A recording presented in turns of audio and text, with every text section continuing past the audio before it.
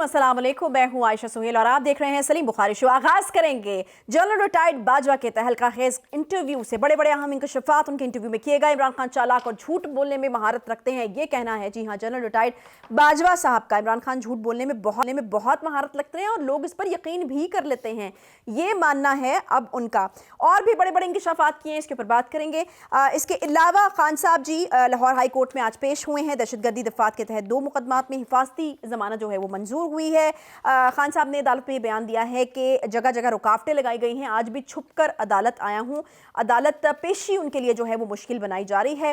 उन्होंने ये भी कहा कि इंतखाबात में जो है वो कामयाब हुआ तो अपने कत्ल की जो साजिश करने वाले हैं उनका मुहासबा जो है वो मैं करूँगा। इमरान खान ने चीफ जस्टिस साहब को एक खत लिखा है और कत्ल की साजिश की जामिया तहकीकात का मुतालबा जो है किया है। यकीनन आपको पता है कि रिपीटेडली एक बात जो खान साहब कह रहे हैं वो ये कह रहे हैं कि उनको कत्ल करने की साजिश जो है वो रची जा रही है, बनाई जा रही है और कत्ल करने का मंसूबा पहले भी था जो नाकाम हुआ, लेकिन अभी भी वो अपने इस मौक़िफ़ के ऊपर जो है वो कायम है। हुकूमती और अस्करी क़यादत का इजलास हुआ है जी। कौमी और सूबाई असम्बलियों के इंतखाबात एक ही रोज़ कराने पर इत्तफाक हुआ है, मुत्तफ़िक नज़र आए हैं वो। इसके अलावा बात करेंगे जी हम खालिस्तान के लीडर अमृतपाल सिंह के हवाले से, जो कि भेस बदल कर नेपाल के रास्ते पाकिस्तान फरार होने की कोशिश कहा जा रहा है कि वो कर रहे हैं।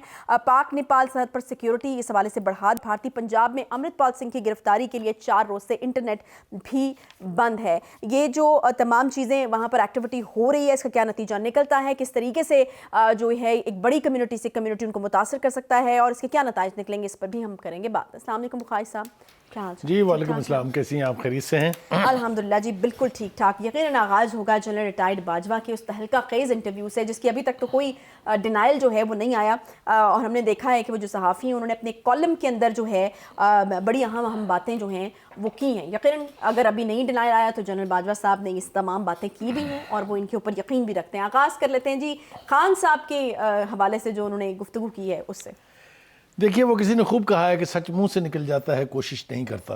क्योंकि किसी चीज़ को आप कितनी देर मर्जी खामोशी के पर्दे में छुपाए रखें, लेकिन एक वक्त आता है कि उसका इजहार हो जाता है। देखिए, जब से खान साहब की हुकूमत गई है, बल्कि जब से उनके खिलाफ vote of confidence, no confidence की मूव आई थी, तब से खान साहब ने टारगेट किया हुआ है एस्टैब्लिशमेंट को भी और ख़ास तौर से जनरल बाजवा को भी। शुरू करते हैं कि जी आपने अमेरिका के साथ पहले आपने इल्ज़ाम लगाया कि जी अमेरिका की हुकूमत ने रजीम की चेंज कर दी है, मेरे खिलाफ साजिश की है। फिर आपने कहा कि जी जनरल बाजवा जो हैं वो गद्दार हैं, उन्होंने इस साजिश में कलीदी किरदार अदा किया है, मीर जाफ़र मीर सादिक बने हैं वो। फिर आपने ट्राइका पर इल्ज़ाम लगा दिया जिसमें एक और सीनियर मिलिट्री एहलकार जो है उसका यानी नाम भी जो आ गया। फिर आपने कहा कि जनाब जरदारी साहब ने मेरे कत्ल के पैसे दे दिए एक दहशतगर्द तंजीम को जी। और फिर कुछ ना बन पड़ा तो आपने मुझसे नकवी का नाम ले दिया कि जी इसने भी मेरी रजीम चेंज करने में कलीदी किरदार अदा किया है। तो ये सब कुछ जो है ये एक यकतरफा इल्ज़ामात लग रहे थे, लेकिन कोई बोल नहीं रहा था जवाब में। तो पहली दफ़ा मेरे ख्याल से जनरल बाजवा साहब ने खामोशी का रोज़ा तोड़ा है और खूब तोड़ा है। यानी आप समझते हैं सारी बातों का जवाब दे दिया? हाँ, मेरे ख्याल से उन्होंने जवाब दे दिया है। पर मगर इससे पहले कि हम इस बात पर जाएं, हम ज़रा थोड़ा सा याद दहानी करा दें खान साहब को कि खान साहब इसी जनरल बाजवा के बारे में आपने कोई 2 दर्जन के करीब वीडियोस जो अब तक लोगों के सामने आ चुकी हैं, मैं साबित करने की कोशिश की थी कि इस जनरल से बड़ा डेमोक्रेट कोई नहीं। इस जनरल ने मेरी हर मुश्किल वक्त में मदद की है। इस जनरल ने मुझे हमेशा बाहर से पैसे ला के दिए हैं और पता नहीं क्या क्या। मैं यानी वो सारी बातें रिकॉल करना शुरू करूं तो आपको लगेगा कि जितनी देर भी इन्होंने हुकूमत की, अगर उसका कोई क्रेडिबल काम अगर है तो उसका सेहरा बाजवा साहब के साथ है, बकौल खुद इमरान खान साहब। लेकिन जब इल्ज़ामात की सीरीज़ शुरू हुई तो उसके बाद बाजवा साहब का ये पहला फॉर्मल इंटरव्यू, तो मैं नहीं कहता इसको क्योंकि मुझे ये लगता है कि कहीं भी ये जो रिपोर्टर जिन्होंने इंटरव्यू किया है उनसे उनकी मुलाकात हुई है और जो गुफ्तगू हुई है वो उन्होंने इंटरव्यू की शक्ल में रिपोर्ट कर दी है। चलिए आप इसको तफसीली इंटरव्यू कह लें क्योंकि बड़ी अहम बातें जी जी, तफसीली नहीं, मैं इसको अहम इंटरव्यू इसलिए कहता हूँ कि इसमें जनरल साहब के कोटेबल कोट्स हैं और अब तक ना जनरल साहब की तरफ से और ना इमरान खान साहब की पार्टी की तरफ से इसकी कोई तरदीद आई है सामने। ठीक है जी। पहली बात तो वो ये कहते हैं कि जनाब इमरान खान एक झूठे शख्स हैं और झूठ बोलने के माहिर हैं। अच्छा, ये इल्ज़ाम बाकी भी सब लगाते थे उनके ऊपर, लेकिन बाजवा साहब जो उनके सबसे बड़े दाई थे, जो सबसे बड़े उनके सपोर्टर थे, जो उनको ईमान इक़्तिदार तक लेके आया, अब इसके बारे में कोई बहस नहीं है। ये कोई झूठ नहीं है। وہ اگر یہ کہہ رہے ہیں کہ یہ جھوٹ بولتے ہیں اور انتہائی مہارت کے ساتھ جھوٹ بولتے ہیں، لیکن انہوں نے ایک اور بات کی بھی نشاندہی کی ہے، وہ یہ ہے کہ ان کا سب جھوٹ جو ہے وہ ان کے فالوورز آنکھیں بند کر کے مان لیتے ہیں۔ اچھا دیکھیں یہ میرے حساب سے یہ بہت الارمنگ ہے، کیونکہ اگر اس بات کا آغاز ہو گیا ہے تو اب جنرل باجوہ صاحب بھی خاموش نہیں رہیں گے۔ تو وہ جو ایک فری رائیڈ ملی ہوئی تھی نا جی خان صاحب کو، کہ جب ان کا دل چاہتا تھا جنرل صاحب کی شان میں گستاخیاں کر، تو خیر نہیں کہنا چاہیے، وہ تو اپنی طرف سے بہت کمال کرتے تھے، تو انہوں نے اس کے اوپر اپنا جواب جو ہے وہ پیش کر دیا، اور 2-3 واقعات جو بڑی جس کی باز گشت ہم نے سنی، ایک تھی جو شہباز گل کے ساتھ تشدد ہوا، جو اعظم سواتی کے ساتھ تشدد ہوا، اس کا انہوں نے کہہ دیا کہ اس کا کوئی آرڈر بڑی ہائی لیول کے اوپر نہیں دیا گیا تھا، لیکن وہ ساتھ ہی یہ کہتے ہیں کہ ایجنسیوں میں جو لوگ ہوتے ہیں they try to be more loyal than the king، اچھا شاہ سے زیادہ شاہ کے وفادار ہونے کی کوشش کرتے ہیں، اور وہ اس قسم کی حرکات کرتے ہیں۔ اچھا اس کے ساتھ ہی انہوں نے ایک اور بہت امپورٹنٹ واقعہ، اگر آپ کو یاد ہو، مریم نواز جب کراچی گئی تھی تو ان کے ہوٹل کا دروازہ توڑ کے ایجنسیز کے ان کے کمرے میں داخل ہوئے تھے رات کے آخری پہر میں۔ اس کے بارے میں اس وقت تو کسی نے اونرشپ نہیں لی تھی اس کی، اس بات کو انہوں نے یہ ثابت کرنے کی کوشش کی تھی کہ یہ ایکشن بالکل ٹھیک تھا، لیکن آج وہ خود یہ کہہ رہے ہیں کہ ایک بریگیڈیئر اس کے ذمہ دار تھے، اور یہ کام انہوں نے آن ہز اون کیا تھا۔ جنرل حمید نے صرف فیض حمید نے صرف ان کے خلاف پرچہ درج کرنے کا کہا تھا، ٹھیک ہے، لیکن بریگیڈیئر صاحب نے اپنی مرضی سے وہ دروازہ توڑ، ان کو رات کو ڈسٹرب کرن وغیرہ وغیرہ۔ تو جو الزام اس قسم کے واقعات کے لگتے تھے جنرل صاحب کے اوپر کہ جنرل صاحب نے یہ کروائے ہیں، جنرل صاحب اس کے پیچھے ہیں، ان کی انہوں نے تردید کر دی ہے۔ صحیح، لیکن اس ایک بات کی انہوں نے تصدیق کی ہے، وہ بھی اور بھی مزے کی ہے۔ خان صاحب کے رفیق کار ہیں شیخ رشید صاحب، میرے بھی دوست ہیں، بہت طویل عرصے سے ان سے دوستی ہے، اور بہت زندگی کے ایسے لمحات ہیں جو میں نے ان کے ساتھ شیئر کیے یا انہوں نے میرے ساتھ شیئر کیے ہیں، یا وہ واقعات جو میں نے انہوں نے اکٹھے دیکھے اور بھگتے ہیں۔ صحیح۔ تو ایک لائن اس میں ایڈ کر لیں، میرے خیال میں بخاری صاحب اور شیخ رشید صاحب کی ایک یہ بھی خصوصیت ہے کہ وہ خود کو اسٹیبلشمنٹ کے بہت قریب مانتے بھی اور لوگوں کو بتاتے اس کا برکزی تو نکالا جنرل صاحب نے۔ ہاں، پھر ہم تو آتے ہیں نا اسی مرکز کی طرف۔ شیخ صاحب جو ہیں 2 باتیں کہتے رہتے تھے، ایک تو یہ کہتے تھے کہ پاکستان کا کوئی سیاستدان ایسا نہیں ہے جو GHQ کے گملے میں پیدا نہ ہوا ہو، صحیح، لیکن انہوں نے اپنی وجہ نزول کے بارے میں کبھی کوئی ارشاد نہیں فرمایا، مگر وہ یہ کہتے رہتے تھے کہ میں GHQ کا ترجمان ہوں، یہ انہوں نے بے پناہ دفعہ کہا ہے۔ پھر انہوں نے یہ بھی کہا کہ میں سیاست دانوں اور GHQ کے بیچ ایک پل کی حیثیت رکھتا ہوں، یہ سارے ان کے دعوے ہیں۔ لیکن جن صاحب نے کہا کہ یہ ساری ڈھینگے مارتے ہیں، وہ یہ سب جھوٹ ہے، وہ قطن بھی فوجی قیادت کے قریب نہیں ہے۔ یہ میں نہیں کہہ رہا، جنرل باجوہ صاحب کہہ رہے ہیں۔ اور جو ایک اور کیا بات، وجہ تھی بخاری صاحب، ذرا اس کو بھی اس پہ بھی بات کریں، کیا وجہ تھی کہ وہ کیا وہ ریلیونٹ رہنے کی کوشش کرتے تھے؟ شیخ صاحب اس کی بنیاد پر پیشن گوئیاں کرتے تھے۔ ہاں، یہ عید قربان جو ہے یہ کسی کی قربانی ہوگی، اس کے اوپر اتنے دن کے بعد یہ ہونے والا ہے، اتنے دن کے بعد یہ ہوگا، اور چونکہ وہ خود کو اسٹیبلشمنٹ کے قریب بتاتے تھے تو لوگ ان کی بات کو سنتے تھے، لیکن ان کی کوئی پیشن گوئی آج تک ثابت نہیں ہوئی۔ 15 دن کے بعد یہ ہوگا، 15 انہیں نا اصل میں ہی knows how to play with the galleries, وہ پریس کو ہینڈل کرنے کے ماسٹر ہیں، یہ کریڈٹ ان سے ان کا کوئی نہیں چھین سکتا۔ انفارمیشن منسٹر بھی رہے ایک سیٹ کے وہ سیاستدان ہیں، خود کہتے ہیں، لیکن میڈیا ان کو گھنٹوں بیٹھ کے سننے اور مزے لینے کے لیے آمادہ رہتا ہے، اور اسی طرح سے ویورز بھی ان کی یہ ساری چرب زبانی جو ہے اس کا مزہ لیتے رہتے ہیں۔ صحیح۔ ایک اور بات یہ ہوئی ہے اس انٹرویو کے بعد کہ ایک شہزاد اکبر نامی شخص ہوا کرتے تھے، مرزا شہزاد اکبر ان کا پورا نام ہے، جو گمشدہ تھے، جو گمشدہ تھے، لیکن وہ یہ کہا کرتے تھے میرا تو مرنا جینا پاکستان میں ہے، لیکن وہ اتنے مہینوں سے کہاں ہیں کسی کو پتہ نہیں چل رہا۔ وہ کہتے ہیں نا پہنچی وہیں پہ خاک جہاں کا خمیر تھا، وہ میرے خیال سے آج کل امریکہ میں پائے جاتے ہیں، اچھا، یا ایسا ہم سن رہے ہیں۔ یا نامعلوم انہوں نے یہ کہا ہے جی کہ جو یہ انٹرویو سے ایک چیز ثابت ہوتی ہے، وہی کہتے ہیں جن صاحب کا جو انٹرویو ہے اس سے جو بات ثابت ہوتی ہے وہ یہ ہے کہ آپ کا افسر جو کچھ بھی آپ کے کہنے پر کرے کل کو جب آپ سمجھیں کہ یہ گڑبڑ ہو گئی ہے تو آپ سارا الزام اس کے اوپر لگا دیں. یعنی اپنے اوپر کچھ لینے کی بجائے آپ کہیں جی یہ تو جونیئر افسران نے کیا ہے. لیکن اس کے اندر کوئی کنکریٹ ایویڈنس انہوں نے پیش نہیں کی ہے کہ جو جنرل صاحب کہہ رہے ہیں وہ غلط کہہ رہے ہیں. لیکن یہ کم تو نہیں ہے کہ جو شہزادہ اکبر صاحب اتنی دیر سے گمشدہ تھے وہ اس انٹرویو کے بعد منظر عام پر آ گئے. اصل میں جو تباہی شہزادہ اکبر صاحب نے خان صاحب کے لیے کی اس کا تذکرہ کرنا بہت ضروری ہے. انہوں نے خان صاحب کو یہ باور کروایا کہ جو سابقہ حکومت کا ہر شخص تھا وہ کرپٹ تھا, وہ چور تھا, وہ ڈاکو تھا. وہ چور اور ڈاکو کی جو اصطلاح خان صاحب نے ڈیرائیو کی اس کے پیچھے ایک ہی بندہ نظر آتا ہے, اس کا نام ہے مرزا شہزاد اکبر. انہوں نے ان کے سامنے کیسز بنائے اور ڈاکومنٹس رکھے اور یہ ثابت کرنے کی کوشش کی, اور خان صاحب نے ان کے پروپیگنڈے پہ آنکھیں بند کر کے یقین کیا. جتنے کیسز شہزاد اکبر صاحب نے بنائے تھے اپوزیشن کے لیڈران کے خلاف وہ سارے کے سارے عدالتوں نے اٹھا کے باہر پھینکے ہیں. خود ان کے اوپر بہت سیریس سسپیشن ہے. وہ جو برطانیہ کے اندر ایک کثیر رقم جو ہے وہ ریکور کی گئی تھی اور پاکستان شفٹ کرنے کا کہا گیا تھا, اس میں بھی سنا ہے انہوں نے ایک بریف کیس لیا. اس کے بارے میں ایک ویڈیو بھی ہے کہ وہ, میں اس کی تفصیل میں جانا نہیں چاہتا ہوں, لیکن اس ویڈیو کی بھی کوئی ڈینائل کسی طرف سے نہیں ہے. لہذا ہوا یہ کہ خان صاحب جتنا اپنے آپ کو دیانتدار ثابت کرنے کے لیے دوسروں کو بددیانت ثابت کرنے کی کوشش کرتے تھے, اس سب کے پیچھے شہزاد اکبر صاحب تھے. ہم یہ امید کرتے ہیں کہ جن صاحب جو ہیں ابھی کچھ اور بولیں گے. یہ تو کچھ بھی نہیں ہے. اگر یہ سلسلہ اسی طرح سے چلتا رہتا ہے, مطلب یہ اس سے کیا ثابت ہوتا ہے؟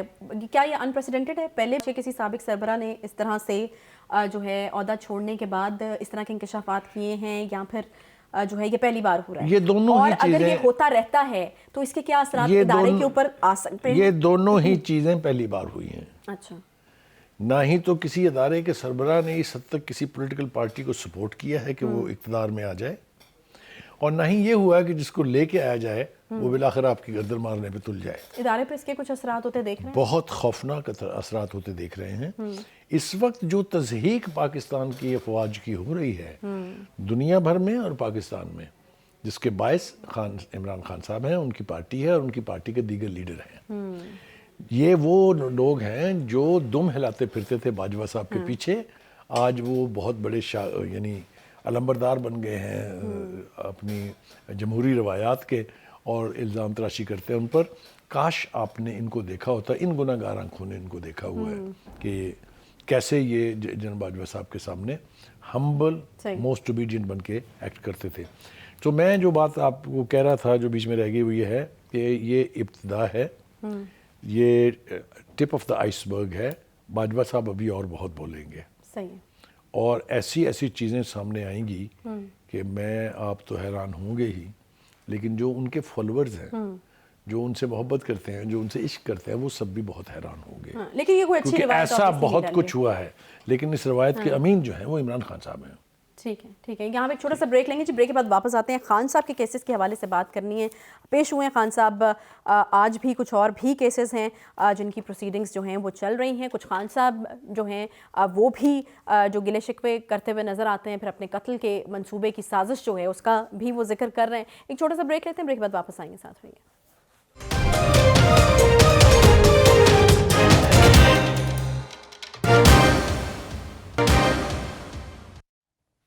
Welcome back. جو بات کر لیتے ہیں خان صاحب کے اوپر چلنے والے کیسز کے حوالے سے, جس پر پیشیاں جو ہیں وہ جاری ہیں. آج بھی خان صاحب پیش ہوئے ہیں. عدالت میں دہشت گردی دفعات کے تحت 2 مقدمات میں حفاظتی ضمانت جو ہے وہ منظور ہو گئی ہے. بخاری صاحب یہ تو ہو گیا, لیکن خان صاحب ایک اور بات کر رہے ہیں. وہ کہہ رہے ہیں کہ آج میں عدالت چھپ کر آیا ہوں, اور جو ہے وہ جگہ جگہ رکاوٹیں لگائی گئی تھی. پہلے خان صاحب خود نہیں آنا چاہتے تھے, اب کون ہے جو ان کو روک رہا ہے؟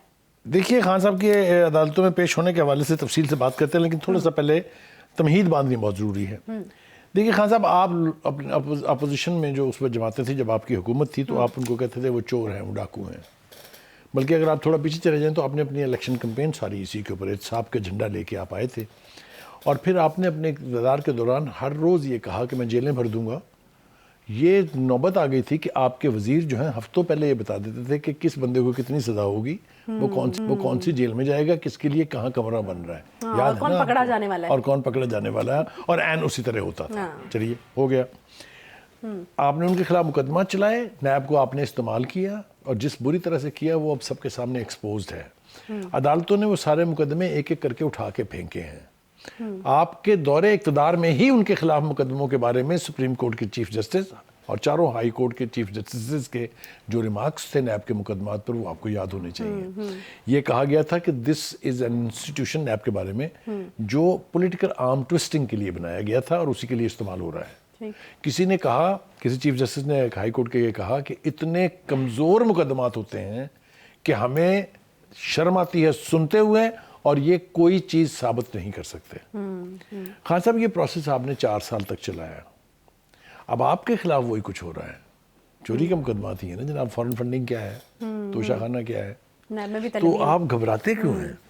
اور میری تو آپ کو مشورہ یہ ہے کہ اگر آپ سمجھتے ہیں کہ سب جھوٹ ہے, جو ممکن ہے کہ جھوٹ ہو, تو پھر آپ عدالتوں میں پیش ہو کے ثابت کریں اس کو کہ یہ سب بکواس ہے, یہ سب میرے خلاف ایک کمپین کا حصہ ہے. لیکن مجھے سمجھ میں نہیں آتی کہ جب آپ کو اتنا میسیو ریلیف مل رہا ہے عدالتوں سے کہ جس جگہ آپ جا رہے ہیں وہاں سے آپ کو ضمانتیں بھی مل رہی ہیں, اور آپ کو ریلیف جس طرح کا آپ چاہتے ہیں اس طرح کا مل رہا ہے, تو پھر پیش ہوں عدالتوں میں, سچ کو سامنے آنے دیں. مگر مجھے لگتا ہے وہ یہ بات سمجھ چکے ہیں. نہیں, میری ایک بات نوٹ کر لیں. اچھا, وہ کیا؟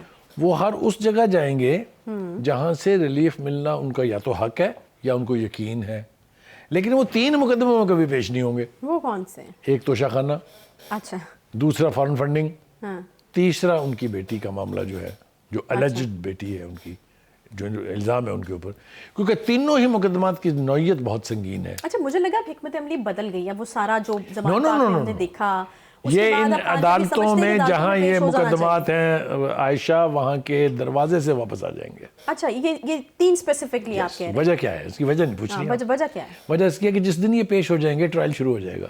اچھا, اور وہ یہ نہیں چاہتے. جی, کیوں چاہیں گے؟ کیونکہ ان کو پتہ ہے کہ اس مقدمات کی نوعیت کتنی سنگین ہے. دیکھیے, خان صاحب نے 2-4 حوالے میں دینا چاہوں گا. ایک تو یہ کہ آپ نے سپریم کورٹ کو ایک خط لکھا تھا, وہ سائفر لہرانے کے بعد کہ یہ سازش ہوئی ہے میری حکومت کے خلاف, اس طریقے سے مجھے ایک گمبھیر سازش کے تحت حکومت سے نکالا گیا ہے, آپ اس کی جوڈیشل کمیشن قائم کریں اور اس کی انکوائری کریں. ٹھیک. سپریم کورٹ نے اس کے کانٹیکٹ کو دیکھا ہوگا, میں یہ نہیں مان سکتا کہ سپریم کورٹ نے اس کو کھول کے دیکھا ہی نہیں ہوگا کہ یہ خط کیا ہے, لیکن وہ اس نتیجے پر پہنچے ہوں گے کہ اس میں کچھ ہے نہیں, کیونکہ ایویڈنس لیک کرتی تھی. ٹھیک ہے, لیکن ابھی تو انہوں نے دوبارہ خط لکھ دیا چیف جسٹس. نہیں سنے نا, وہ خط تو اور وجہ سے لکھا ہے نا. پھر آپ نے خود کہا کہ that cipher issue is on my back, یاد ہے آپ کو, اور پھر آپ نے اپنی محبت کی پنگیں بڑھانی شروع کی امریکن سے, جو اب تک بڑھ رہی ہیں. ٹھیک, چل رہی ہیں نا. ابھی آپ کی بہن بھی امریکہ گئی تھی, وہ بھی وہاں آفیشل سے ملی ہیں. آپ نے وہاں پر ایک فرم ہائر کی ہوئی ہے جس کو آپ پیسے دے رہے ہیں.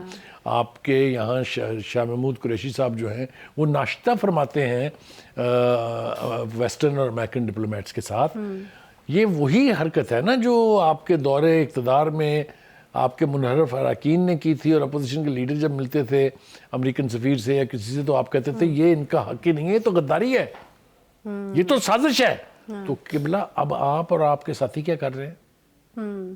تو یہ ساری باتیں جو ہیں ہمیں صاحب یاد رکھنی چاہیے. خان صاحب کے لیے اب 2 چیزیں لازم ہیں. ایک تو یہ کہ وہ ایک حد تک چھپ سکتے ہیں عدالتوں سے, جو ان کو جو مقدمات قائم کیے گئے ہیں, جو سیریز آف مقدمات قائم کیے گئے ہیں, میں بالکل یہ ماننے کے لیے تیار نہیں ہوں کہ وہ جنون یعنی ایویڈنس کے بلبوتے پر ہیں یا وہ جرم انہوں سے سرزد ہوا ہے.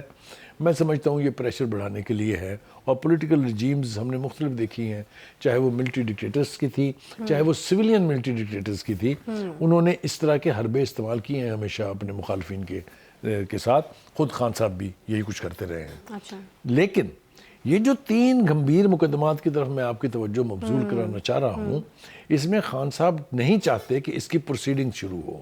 اچھا, اس کے لیے ان کی یہ کوشش بھی ہوگی, ابھی سامنے نہیں آئی ہے لیکن ہوگی, کہ کسی طرح سے آؤٹ آف کورٹ ان معاملوں کو سیٹل کیا جائے. اور ان معاملوں کو سیٹل کرنے کے لیے اگر خان صاحب کسی دن انہی چوروں ڈاکوؤں کے ساتھ بیٹھ جائیں تو آپ کو اور مجھے حیران نہیں ہونا چاہیے.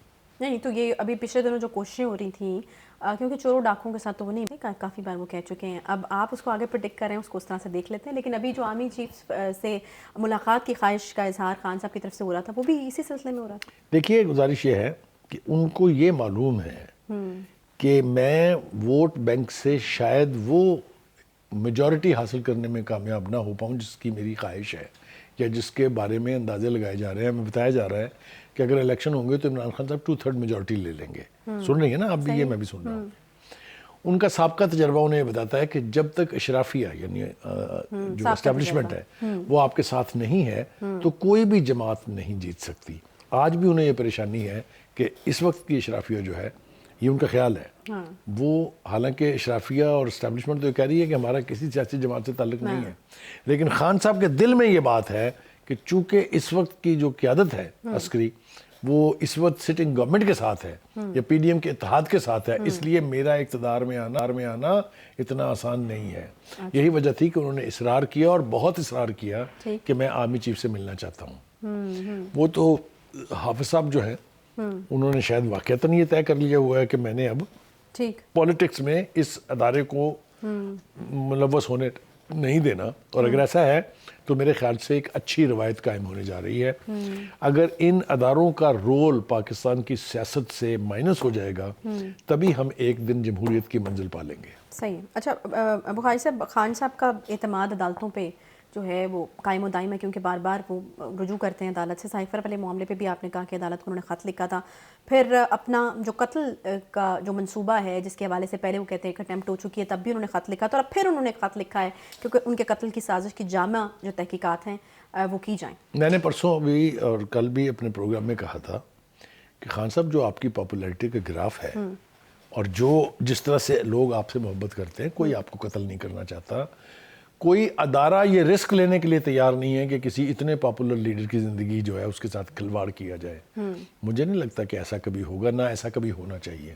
نہیں، وہ کہتے ہیں نا کہ سازش اس طریقے سے بنی گئی ہے کہ کہا جائے گا کہ جی وہ جو ہے وہ گاڑی سے باہر نکلے اور پھر جو ہے کسی شدت پسند نے، جس طرح وہ پہلے ایک سٹوری بتاتے تھے، انہوں نے کہا کہ وہ ہنگامے میں. ہاں، میں آپ کو ایک سٹوری میں بتاتا ہوں آپ کو کہ جو نیلسن منڈیلا تھے جب وہ زندہ تھے تو وہ مجھے قتل کرانا چاہتے تھے.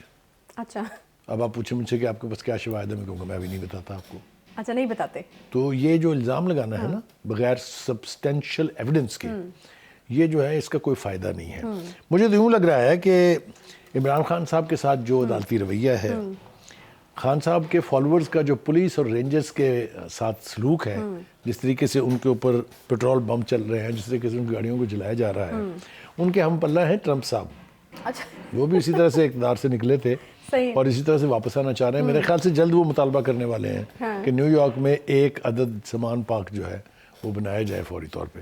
تو مطلب کہنے کا یہ ہے کہ جب آپ اس طرح کے واقعات کو نظر انداز کر کے اپنی سیاست کے لیے کچھ بھی کرنے پر تل جاتے ہیں تو پھر منزل دور چلی. اچھا بخاری صاحب، انتخابات کے حوالے سے بات کرنا ضروری ہے، ٹائم ہمارے پاس کم ہے. یہ جو اجلاس ہوا ہے جس میں حکومتی اور اس کی قیادت اور صوبائی اسمبلیوں کے، قومی اور صوبائی اسمبلیوں کے انتخابات ایک ہی روز کرانے پر اتفاق ہوا ہے، کیا اہمیت ہے اس کی، کتنا امپورٹنٹ ہے، اور آپ کو لگتا ہے کہ اب اس کی روشنی میں جو ہے انتخابات مزید ڈلے ہوں گے جو پنجاب اور کے پی میں ہونے جا رہے ہیں؟ دیکھیے، minus Imran Khan and his party, جتنے باقی کے سٹیک ہولڈرز ہیں وہ اس بات پہ متفق ہیں کہ یہ انتخابات ایک چاہیے. لیکن ایک طرف عدالتی فیصلہ موجود ہے. میں عرض کروں، بالکل ٹھیک ہے، عدالت نے الیکشن کرانے کا کہا ہے نا، اور آئین کے مطابق کہا ہے 90 دنوں میں کرائیں. لیکن میں نے کل بھی کہا تھا، میں نے آرگو کیا تھا آپ سے کہ جو زمینی حقائق ہیں ان سے آپ آنکھیں بند نہیں کر سکتے.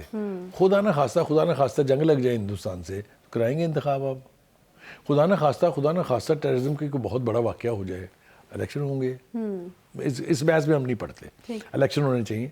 لیکن اس بحث میں ہم ضرور پڑھیں گے کہ جب 2 اسمبلیوں کے الیکشن ہو جائیں گے اور پھر نیشنل اسمبلی کا الیکشن ہوگا تو وہ کیسے ہوگا. پھر کیا سٹنگ گورنمنٹ سسپینڈ کی جائیں گی 3 مہینے کے لیے اور نگران آئیں گے؟ تو اس میں بہت وزن ہے. جو یہ خواہش کی جا رہی ہے کہ یہ الیکشن ایک ہی دن ہو، آپ کو یاد ہوگا ایک دفعہ بیچ میں خان صاحب اتفاق بھی کر گئے تھے. نہیں تو مطلب اس طرح کی بھی کوئی چیز ہو سکتی ہے کہ عدالت کے پاس یہ مدعا اس طریقے سے اٹھایا جائے لے جا کے کہ یہ ممکن نہیں ہے، آئینی طور پہ جو ہے قباحتیں ہیں. یہ اسی صورت میں ہوگا جب خان صاحب سیاسی مخالفین کے ساتھ بیٹھیں گے، ایک نقطے پہ اتفاق ہوگا ہی تو عدالتیں مانیں گی نا. لیکن اگر عدالتوں میں جا کے ہم نے ایک دوسرے کے خلاف جنگ لڑنی ہے تو پھر کوئی فیصلہ نہیں ہوگا. تو یہ میں ایک خواہش بار کرنے میں کوئی مذائقہ نہیں ہے مخائصہ. دیکھیے خواہشات تو ہے نا، ہزاروں خواہشیں ایسی کہ ہر خواہش پہ دم نکلے، بہت نکلے میرے ارمان لیکن پھر بھی کم نکلے. اب آپ کی خواہشات پر تو سب کچھ نہیں ہو سکتا. تو میرے خیال سے اس کے اوپر پولیٹیکل جو لیڈرشپ ہے اس کو بیٹھنا چاہیے اور کوشش کرنی چاہیے کہ اس کے اوپر وہ ایک نقطے کے اوپر اتفاق کر لیں. صحیح. ورنہ مسائل پیدا ہوں گے اور میں اور آپ بیٹھ کے ان مسائل کا یہاں تذکرہ بھی کر رہے ہوں گے، اس کے اوپر تبرہ بھی کر رہے ہوں گے. صحیح ہے، ٹھیک ہے. ایک چھوٹا سا یہاں پہ بریک لیتے ہیں جی، بریک کے بعد واپس آئیں گے، ساتھ رہیے.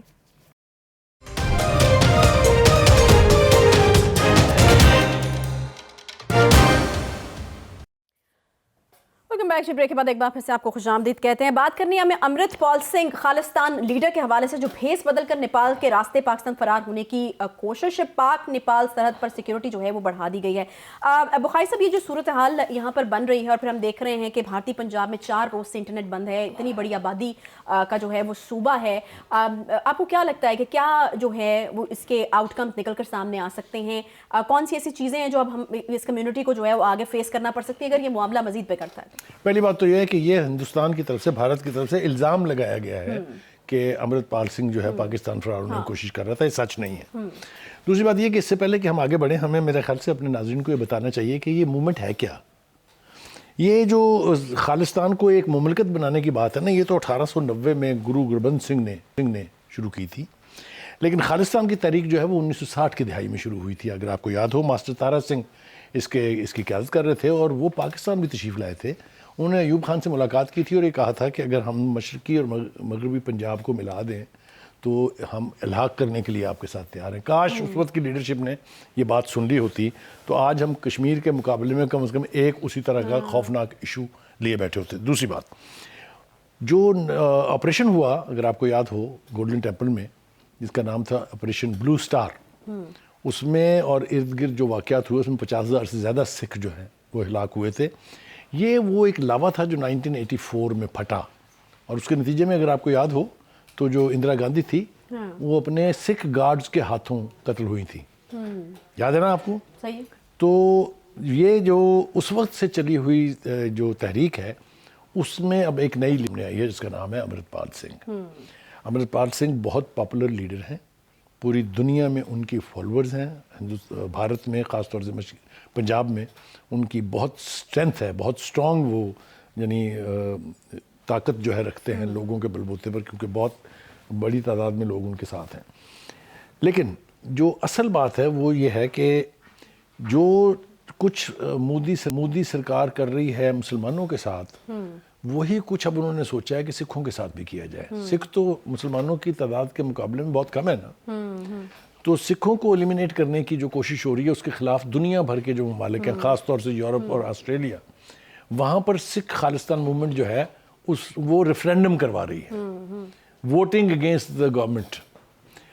اصل میں بات یہ ہے کہ جب اندرا گاندھی تھی تب تو سیکولر گورنمنٹ تھی اور کانگریس کی گورنمنٹ تھی، اور اب تو ایک ایسے شخص کی گورنمنٹ ہے جس کو لوگ جانتے ہیں بچر آف گجرات کے نام سے. بالکل ایک ہسٹری ہے. ٹھیک ہے. مودی صاحب غالباً ہندوتا کی اسی پالیسی کے تحت سکھوں کو بھی ایلیمینیٹ کرنے کا فیصلہ کر چکے ہیں. اب یہ وہ کر پائیں گے یا نہیں کر پائیں گے، سکھ کس طرح سے اس کے اوپر ریئیکٹ کریں گے، یہ تو دیکھنے والی بات ہے. پاکستان کی طرف سے میرے خیال سے تھوڑے سے محتاط رویے کی توقع بھی رکھی جانی چاہیے، اور میرے خیال سے اب تک ان کا رویہ ہے بھی محتاط کہ کسی قسم کی پروووکیشن نہ ہو، تاکہ مودی صاحب کھٹاک سے ہر ہونے والے واقعے کا الزام پاکستان کے اوپر رکھنے کی جو ہے وہ کوشش دوبارہ کریں گے.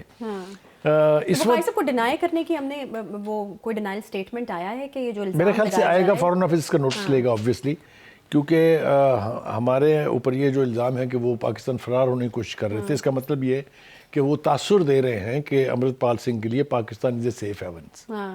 حالانکہ ایسا نہیں ہے. اگر آپ کو یاد ہو ماضی میں بھی بہت سے واقعات ہوئے ہیں. وہ ایک طیارہ اغوا ہوا تھا، آپ کو یاد ہے، اور اس کے حوالے سے بھی پاکستان کے اوپر بہت الزامات اس پر لگائے گئے تھے. تو all is not well in the state of India.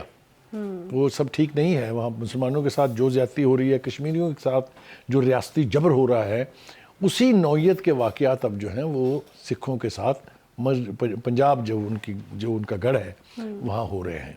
جو یہ بی جے پی کے آر ایس ایس کے غنڈے ہیں تو اسی طریقے سے سکھوں کو ٹارگٹ کر رہے ہیں. ابھی ایک واقعہ جو کل رپورٹ ہوا ہے، وہ جو جھنڈا لہرا دیا وہاں جو برطانیہ میں سفارت خانہ ہے بھارت کا، اس کے باہر ترنگا اتار کے اور سکھ موومنٹ کا جھنڈا لگا دیا گیا ہے.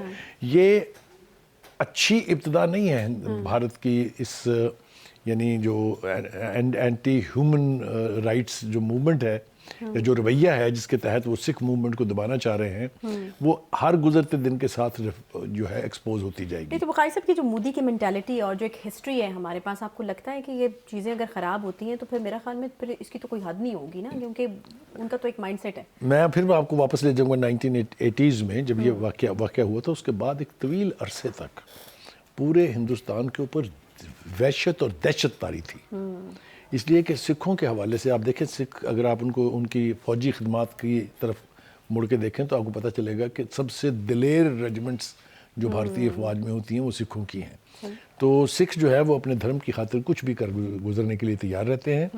اگر ان کو سپریس کرنے کی کوشش کی گئی تو یقینی طور پر ہم دیکھیں گے خون خرابہ تو ہوگا، لیکن ہندوستان کی مودی گورنمنٹ بھی بلیڈ ضرور کرے گی. تو یعنی یہ سچویشن بھارت کے لیے خراب ہو ایوری ڈے ایگراویٹ ہو رہی ہے اور برق رفتاری کے ساتھ ہو رہی ہے. اور سب سے زیادہ امبیرسنگ جو بھارت کی حکومت کے لیے ہے وہ یہ کہ جو باہر کے سویلائزڈ معاشرے ہیں ان میں سکھ اپنی آواز جو ہے وہ اٹھا رہے ہیں. مودی صاحب نے بہت ریئیکٹ کیا اس کے اوپر، اور جو برطانیہ کے سفیر تھے ان کو بلا کے احتجاج بھی کیا. لیکن اس سے پہلے اگر آپ کو یاد ہو، کینیڈا میں بہت سٹرونگ پروٹیسٹ جو ہے وہ بھارت کے خلاف کیا گیا تھا. اس موومنٹ کو اب دبانا ممکن نہیں ہے. یہ کب اپنے منطقی انجام تک پہنچے گی اس کے بارے میں تو ہم کچھ نہیں کہہ سکتے، کیونکہ یہی معاملہ کشمیریوں کا بھی ہے. کشمیری آج ریاستی جبر کے تحت شاید مجبور ہیں، لیکن ان کو ایک لمبے عرصے تک مجبور نہیں رکھا جا سکتا، کیونکہ یاد رکھیں ابھی بھی وہی پرانی والی ہو رہی ہے، جس میں ہر چیز کا الزام پاکستان کے سر مڑنے والی. تو یہ اس سچویشن میں بھی ہم یہی دیکھ رہے ہیں. مجھے یاد ہے ہم نے ایک پروگرام میں، میں تھا، افتخار صاحب تھے اور پی جے ویر صاحب تھے، ہم نے تذکرہ کیا تھا کہ کوئی آزادی کی موومنٹ اگر ایک دفعہ لانچ ہو جائے اور لوگ اس میں اپنی جانوں کے نذرانے دینے لگے تو پھر اس کو دبانا ممکن نہیں ہوتا. طاقت کے زور پہ. صحیح. ٹھیک ہے، بہت شکریہ جی بخاری صاحب. آج کا شو یہاں پر اختتام کو پہنچتا ہے. انشاءاللہ آپ سے کل ملاقات ہوگی. خیال رکھیے اپنا. اللہ حافظ.